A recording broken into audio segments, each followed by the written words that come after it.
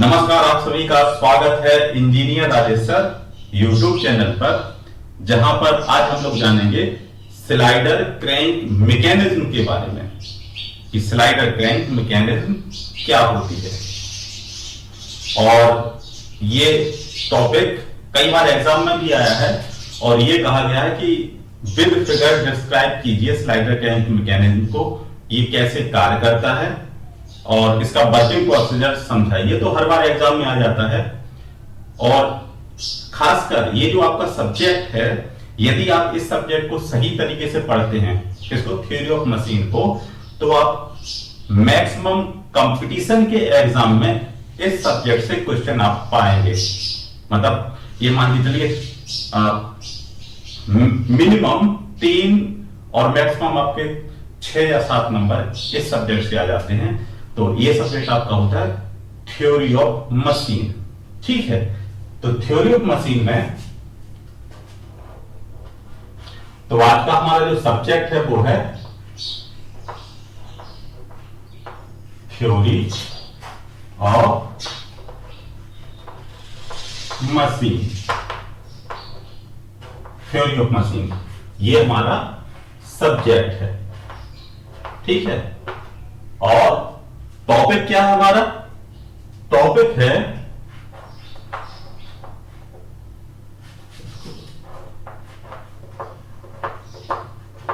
है slider. Slider crank mechanism.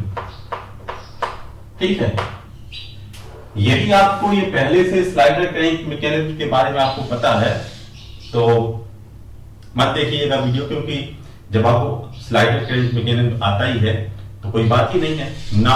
Next video देख लीजिए, क्योंकि टाइम को बचाना भी है।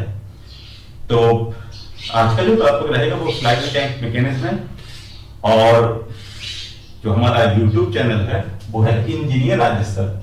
जैसा कि हर बार कहा जाता है कि आप राजेश सर। ठीक है,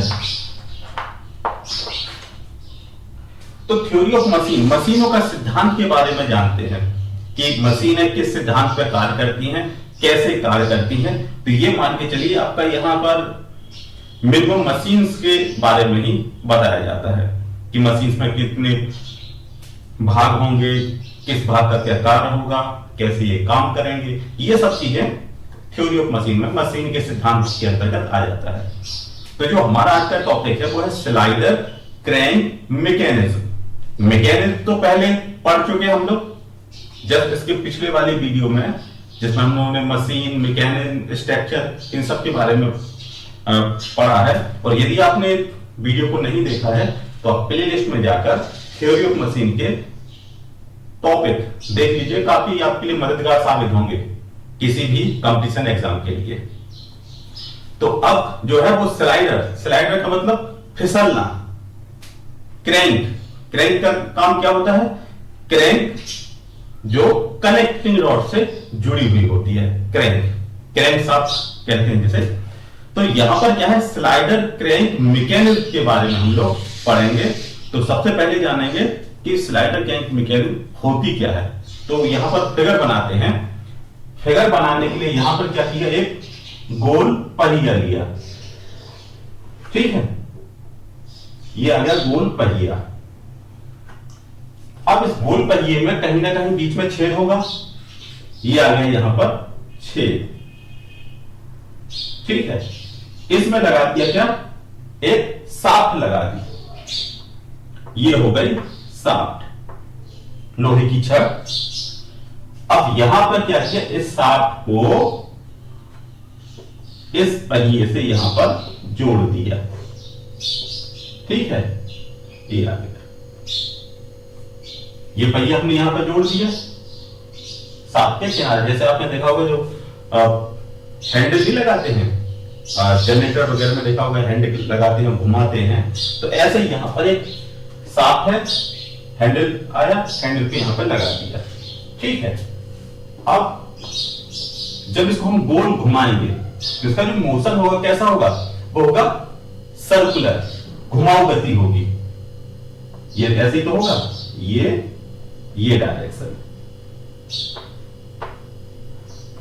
ठीक है। तो इसकी जो मोशन है वो कैसा है, घुमाऊ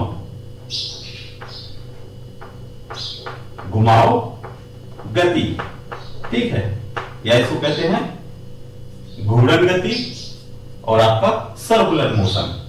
तो यहां पे लिख दिया सर्कुलर मोशन। एक गोल पहिया है जो किसी शाफ्ट पर फिक्स है और उस पहिए से हमने क्या किया, शाफ्ट से एक रॉड और निकाल दी। अब क्या किया कि यहां से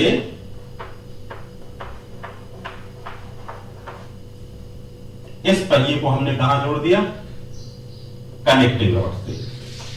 तो वैसे तो कनेक्टिंग रॉड में क्या होता है कि कनेक्टिंग रॉड का हमेशा एक सिरा जो होता है वो बड़ा होता है और एक सिरा होता है छोटा, लेकिन यहां पर हम लोग डायरेक्ट इसको दिखा देते हैं। तो ये आ गया ये हो गया ये वाला पार्ट, ठीक है। अब इसमें क्या किया, इस पार्ट को यहां पर जोड़ दिया इससे, ठीक है। और ये आ गया आपका एक सिलेंडर के अंदर, ये आ गया पार्ट और ये सिलेंडर का पार्ट ही आ गया, ठीक है। ये वाला, और इसको यहां पे कर दिया फिक्स।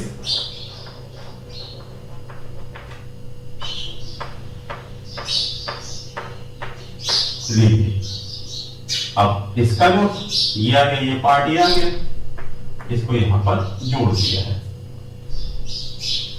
ये पार्ट हो गया फिक्स, और ये आ गया आपका, इसको आप ऐसे दिखा दो, ये आ गया आपका पिस्टन। तो पिस्टन का काम क्या होता है, पिस्टन का काम होता है किसी भी सिलेंडर के अंदर ऊपर नीचे गति करना। पिस्टन आप समझिए कैसे, जैसे इंजेक्शन में देखा होगा, इंजेक्शन में जब दवाई को खींचते हैं तो इंजन के अंदर की जो इंजेक्शन के अंदर की जो पार्ट होता है वो पीछे खींचता है, और जब दवाई को पुश करना होता है तो वही पार्ट आगे जाता है। तो क्या है, जो इंजेक्शन है, जो इंजेक्शन का जो खोखला पार्ट है उसको सिलेंडर कह दिया, और जो प्लंजर या पिस्टन ये वही पार्ट हो गया। तो पिस्टन का काम क्या होता है, हमेशा रेसिप्रोकेट गति करना। कैसे, पश्चात गति करना, कभी आगे जाना कभी पीछे जाना, ये गति होती है। तो इसका जो मोशन है वो कौन सा हो गया, वो हो गया रेसिप्रोकेटिव।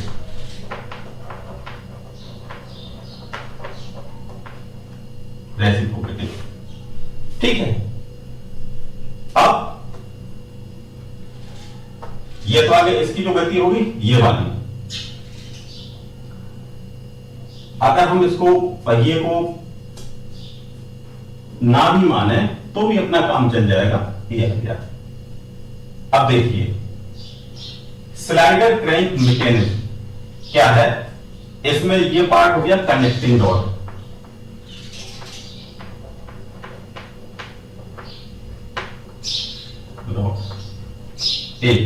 ये आ गया आपका क्रैंक शाफ्ट, ठीक है। और ये शाफ्ट तो है ही, जिसको कैम शाफ्ट कहते हैं। लीजिए कैम शाफ्ट,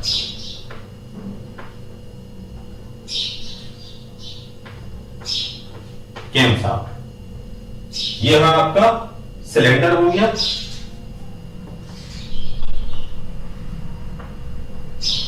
और इसके अंदर का हो गया ये पिस्टन। क्लियर, अब तो समझ में आ गया। अब इसको देखते हैं क्या है स्लाइडर क्रैंक मैकेनिज्म, क्योंकि हमने शुरुआत में कहा था कि यदि आपके पास समय ना हो तो वीडियो को बाद में भी देख सकते हैं, और यदि आपके पास समय है तो आप आराम से समझिए, बड़ा इंटरेस्टिंग टॉपिक है। यदि आप मैकेनिकल फील्ड से हैं, मैकेनिकल इंजीनियरिंग कर रहे हैं, और यदि आप बाकी जो टेक्निकल सब्जेक्ट है यदि उनमें आप इंटरेस्ट लेके पढ़ेंगे तो बहुत मजा आता है। छोटी छोटी पार्टों को आप क्लियर करते चलिए तो आपको खुद ब खुद लगेगा कि हाँ भाई आप एक रिसर्च करने वाले व्यक्ति बन गए हैं, साइंटिस्ट बन गए हैं। क्योंकि कई बार ऐसा होता है कि जब बच्चों को पढ़ाते हैं ना मशीन वगैरह, और जब ऑफलाइन क्लासेस वगैरह में, तो बच्चे ऐसे ऐसे क्वेश्चन लेके आते हैं, वो कहते सर अगर हम मशीन में ये पार्ट लगा दें, यदि हम इंजन में पेट्रोल की जगह डीजल डाल दें तो क्या होगा, डीजल इंजन में पेट्रोल डाल दें तो क्या होगा। तो मतलब ऐसा दिमाग दौड़ने लगता है, क्यूरियोसिटी उत्पन्न हो जाती है। क्यूरियोसिटी कब आती है, जब आप उसके बारे में जानते होंगे, और यदि आप बिल्कुल भी नहीं जानते हैं तो क्यूरियोसिटी तो उत्पन्न होगी ही नहीं। ठीक है, इसलिए कह रहे हैं कि यदि आप छोटी छोटी चीजों को पढ़ते जाएंगे, देखते जाएंगे, तो ऑटोमेटिक आपके दिमाग में क्यूरियोसिटी डेवलप होगी और जानने की इच्छा होगी कि ऐसा ये इंजन है तो आगे वाले इंजन कैसे काम करेंगे, तो उसके बारे में है। अब देखिए स्लाइडर क्रैंक मैकेनिज्म, क्या काम है इसका? इसका काम क्या होता है, सबसे पहले वाला काम क्या है, इसकी जो घूर्णन गति होती है इसको स्लाइडिंग गति में कन्वर्ट करना, मतलब मोशन की जो डायरेक्शन है उसको चेंज करना, मतलब एक मोशन को दूसरे मोशन में कन्वर्ट करना। कौन सा मोशन? जो यहां पर सर्कुलर मोशन है, इस सर्कुलर मोशन को कन्वर्ट कर दिया किसमें? रेसिप्रोकेटिव मोशन में। ये काम हो गया स्लाइडर क्रैंक मैकेनिज्म का पहला। समझ गए? क्योंकि मैक्सिमम जितने भी आप इंजन को डिजाइन करेंगे वहां पर सिर्फ गति को चेंज करना होता है, मोशन को चेंज करना होता है। तो इसमें क्या होता है, जो घुमाव गति है, घूर्णन गति है, इसको कन्वर्ट कर दिया किसमें? रेसिप्रोकेटिव मोशन में, पश्चात गति में, घुमाव गति को पश्चात गति में कन्वर्ट कर दिया। ठीक है, इसका यही काम रहता है, ज्यादातर स्लाइडर क्रैंक मैकेनिज्म का काम रहेगा मोशन को बदलने में, जिसमें क्या होता है, पार्ट ये हुआ आपका camshaft, crank, connecting rod, piston और यह गया आपका सिलेंडर। तो आप समझ गए होंगे, जैसे यदि हम इस पार्ट को कहेंगे, जैसे हमने यहां पर भी दिखा दिया, कैमशाफ्ट, क्रैंक, कनेक्टिंग रॉड, ये तो ये आपका मैकेनिज्म होती है। और एग्जाम में पूछा जाता है, एग्जाम में पूछते हैं कि स्लाइडर क्रैंक मैकेनिज्म को बिग फिगर डिफाइन कीजिए। ठीक है, तो आप कैसे डिफाइन करेंगे? पहले तो आप फिगर बना देंगे, ठीक है, फिर यदि आपको लिखना होगा तो आप ये लिखेंगे कि स्लाइडर क्रैंक मैकेनिज्म का इस्तेमाल घूर्णन गति को, सर्कुलर मोशन को रेसिप्रोकेटिव पश्चात गति में बदलने के काम आता है। यदि गति रेसिप्रोकेटिव मतलब घूर्णन है, सर्कुलर मोशन है, तो उसको हम रेसिप्रोकेटिव में कन्वर्ट कर सकते हैं।